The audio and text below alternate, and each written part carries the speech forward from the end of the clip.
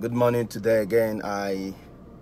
Good day, my friends, my viewers, and those who have been subscribing to my YouTube channel. I want to thank you in a special way, and today I'm going to be treating the topic anger. Are you the type that moves out of control each time you are angry? Does your anger push you into doing things you usually regret afterwards? If your answer is yes, it means you are suffering from anger disorder and you need a proper anger management.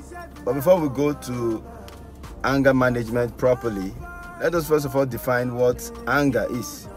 When you say you are angry and someone got you upset, or as the case may be, anger. According to the dictionary, anger is a feeling of annoyance, displeasure, or antagonism.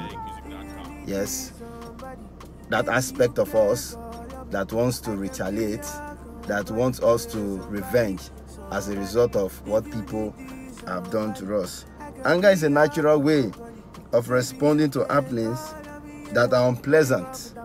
Some anger is necessary for our survival, but the problem is when anger is not controlled, that is where the issue is. That is anger. Now there are three types of anger. Number one is passive anger, number two is aggressive anger, and number three is assertive anger. Number one, passive anger. People with this type of anger, they get angry, but they often swallow those things that makes them angry. Like when they see a situation that they are going to get angry, they try to run away from it because they know the aftermath is not always good. So these are the people that we call, they repress their anger. They don't communicate it. They just take it in. That's why they are called passive. That's why it is called passive anger. When people of this nature, they see situation that will make them angry, but they try to run away from it because the result is not always a good one. Aggressive anger.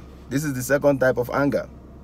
These are the people that they outwardly express their anger. When they are angry, they don't care. In short, this is the deadliest when it comes to anger management. This type of anger, they are the people that in order to retaliate, they cause injury to people. They don't only cause injury, they want to destroy things. They want to destroy property. They want to make you know that you have made them angry, and they want to do things that will make you feel that you have annoyed them. This kind of anger is very, very dangerous. It is destructive. It is capable of killing. You know, people with this type of anger, they are always advised to take it calm because their anger is not always good. Let us go to the third type of anger, which is called the assertive. This set of people in this anger type, they express outwardly that they are angry. But when they express outwardly that they are angry, they do not communicate it in a harsh way like the aggressive anger. These people, they express their anger in a calm way. They make it calm. They tell you, this is what you've done. This is what is getting me angry with you. They are not like the aggressive. They make theirs known and things just go the way it is supposed to go.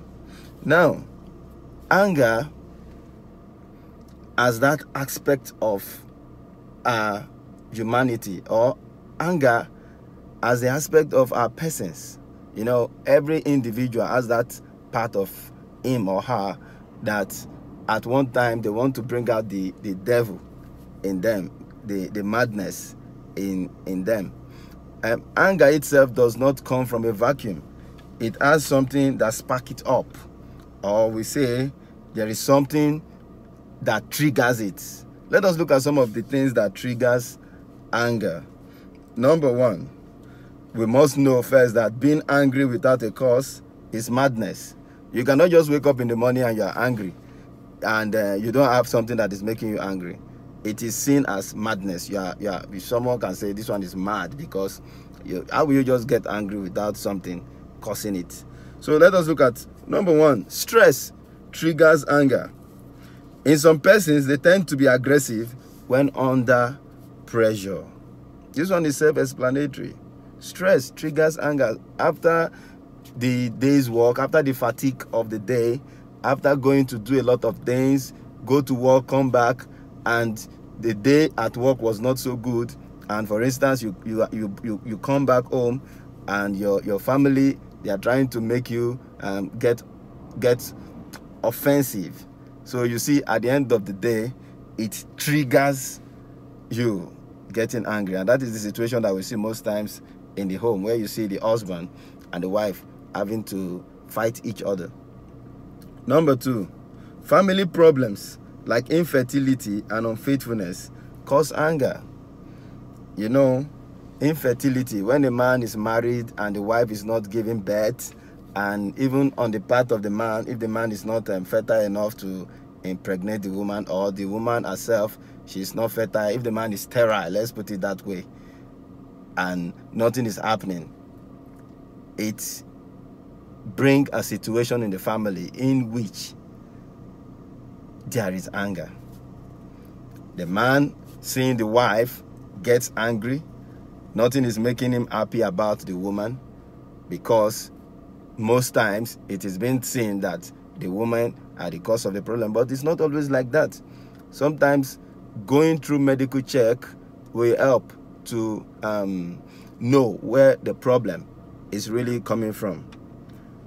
Infertility, it's very, very it's a problem when the woman is not bringing forth a child.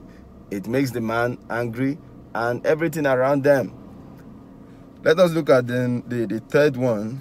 Poor health condition makes an individual always bitter and irritated. If you have been to the hospital before, you will understand what I am talking about.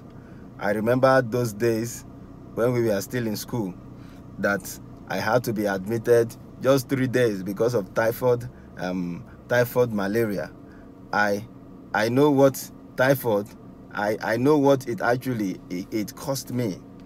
At the point I became so angry, aggressive to the people around me.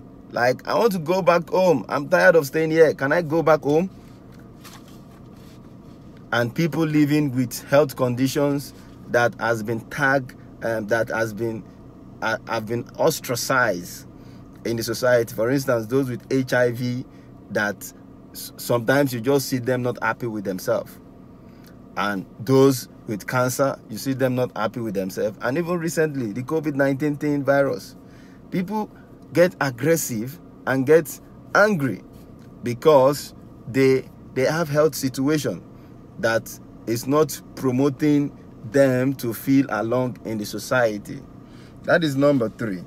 Number 4, lack of money. You know,